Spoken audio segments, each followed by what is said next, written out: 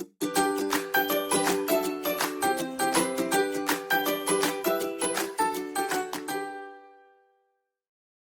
and welcome back to my YouTube channel. I'm so happy that you wanted to spend some time here.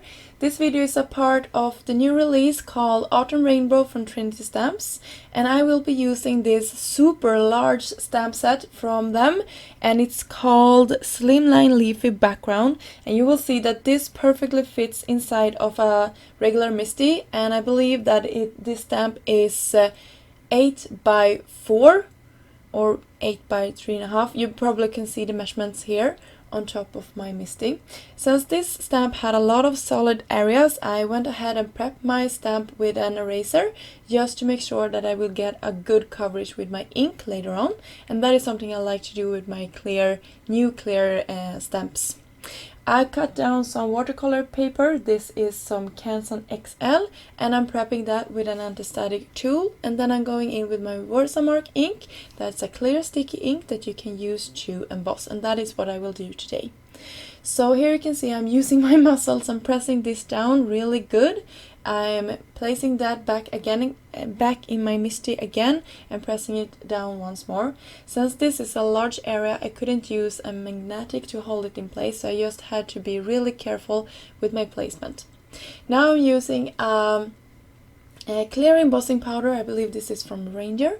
And then I'm coating the entire surface that we prepped with our stamp or used the stamp on.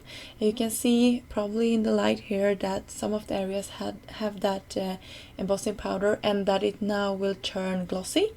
And that is just embossing powder that is melting. And I have moved my cutting mat and using my glass mat now just to make sure that I don't ruin my other mat, the one I have when I am doing these videos. So now we will do some watercoloring, so I will stay on this mat, and I'm sorry about the glare from my light. I hope it will be better in a second here. And for my watercoloring, I will use some Nuvo shimmer powders. I will use Solar Flare, Atlantis Burst, and Cherry Bomb, and this is one of my favorite watercolor combinations.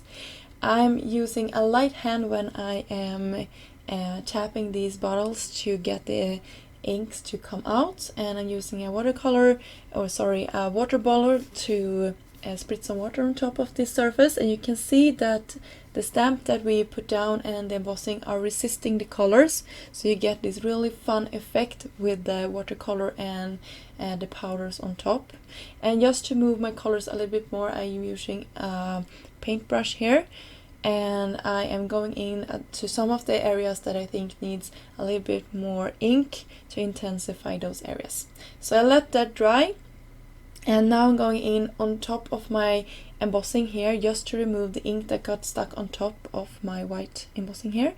And I'm using a damp baby wipe, so I'm really careful here just to move the ink that is on top of my stamping and not the ink that is on our background.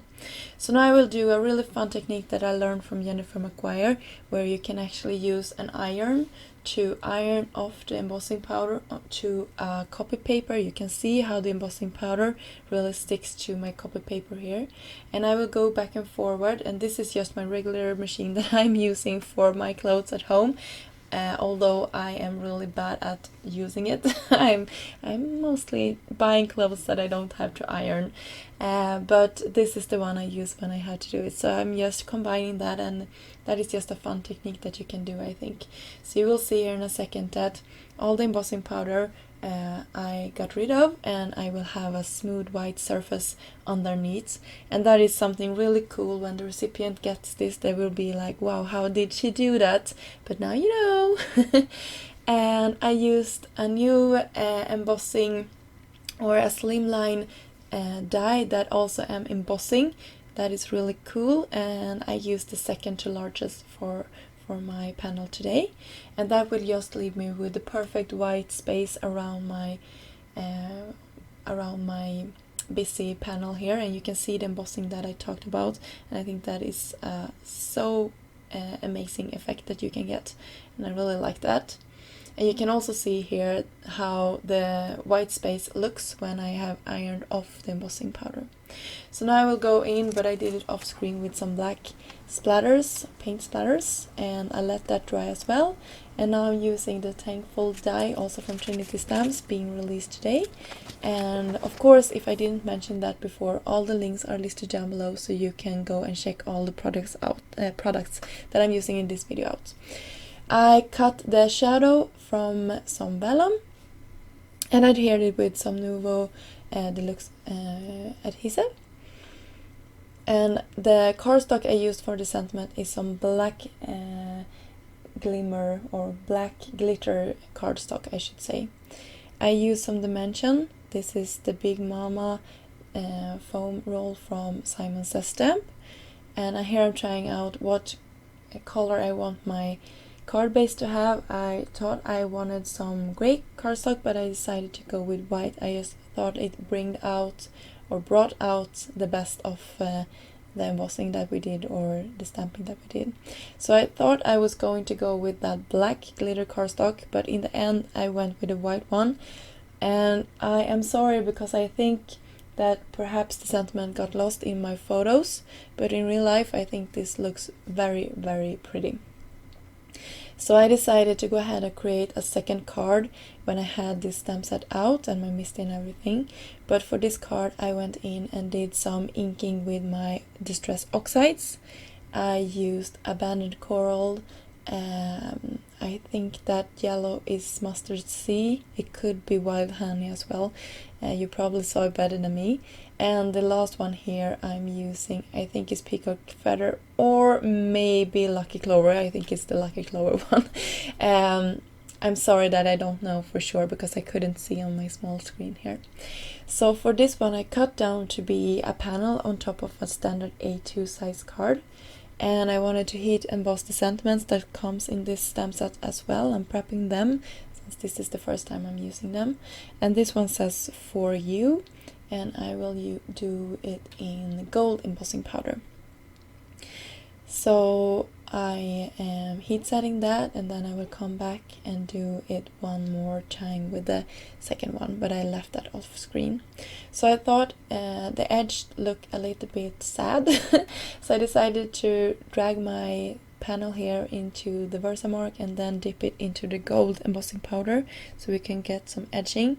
And this is something I have done in the past, but recently got reminded of when I saw a video from Christina Warner, and I really love how she did that. So she's a huge inspiration to me as well for this for that part of this technique video.